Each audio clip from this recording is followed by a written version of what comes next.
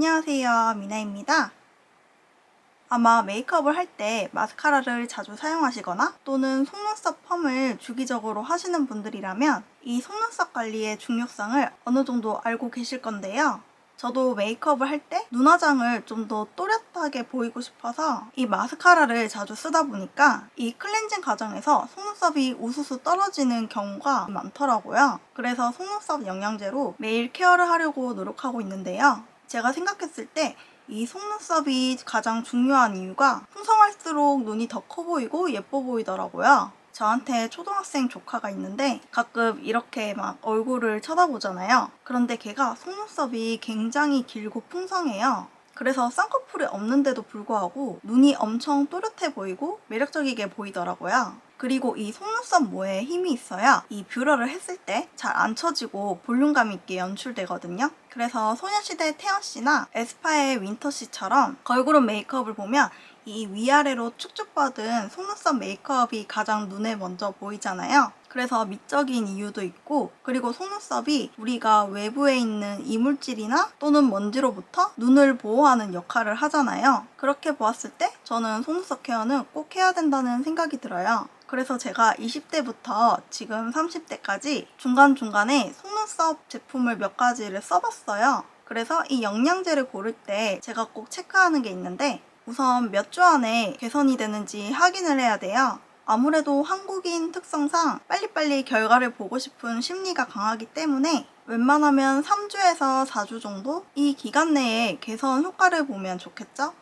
그리고 이것도 중요하다. 이 속눈썹 영양제는 예민한 눈가에 직접 닿는 제품이다 보니까 저자극 테스트를 통과했는지 그리고 눈시림이 있는지 꼭 확인해 봐야 되는데요. 참고로 효과가 좋다고 해도 바를 때마다 눈이 시리고 고통스럽다면 저는 그 제품이 아무리 좋다 해도 손이 안 갈 것 같아요. 그리고 속눈썹뿐만 아니라 겉눈썹도 케어할 수 있는지 적당한 가격대를 알아보아 나에게 맞는 제품을 찾으시는 것을 추천해 드립니다.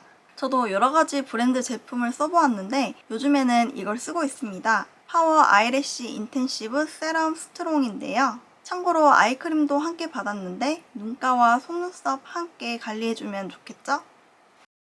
우선 동성제약에서 만든 제품이라 믿고 쓸 수 있었고요. 이 제품은 독특하게 거미줄 펩타이드 200%를 강화해서 3주 만에 탄탄한 속눈썹을 만나볼 수 있다고 하는데요. 그리고 파라핀 7종 무첨가로 눈에 자극 없이 사용할 수 있었습니다. 사용 방법과 순서는 아침 저녁 세안 후 마스카라 하듯 가볍게 발라주면 되는데요.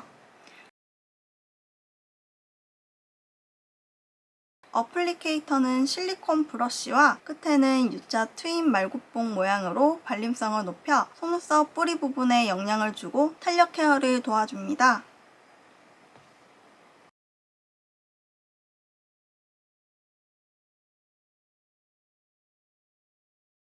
이 실리콘이 중요한데 제가 이때까지 썼던 제품들은 일반 마스카라처럼 딱딱한 섬유 브러쉬로 되어 있어서 이게 점막이 닿으면 좀 자극이 느껴지더라고요. 그런데 이거는 실리콘 브러쉬가 짧게 되어 있어서 점막에 잘 닿지 않고 이 점막과 속눈썹 사이에 잘 발려가지고 써보면서 자극은 못 느꼈던 것 같아요. 제가 저녁 때마다 이 제품을 발라주고 있는데 다른 제품은 속눈썹을 적신다라는 느낌이 강한데 이 동성제약 제품 같은 경우에는 이 속눈썹 한 올 한 올을 코팅하듯이 탄탄하게 마무리가 된다는 게 저한테는 좀 다르게 느껴졌습니다. 즉각적인 컬링 효과를 도와준다고 하는데요. 제 속눈썹이 이렇게 아래로 뻗어있는 직모거든요. 그런데 이걸 바르고 다음날 거울을 보면 이렇게 살짝 컬링된 거를 볼 수 있었어요.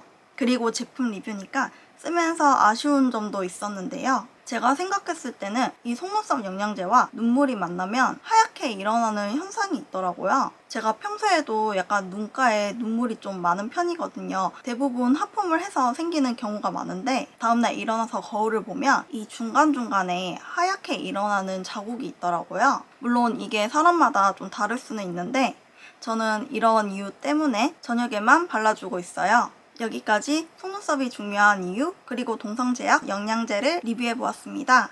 그럼 우리는 다음 영상에서도 만나요.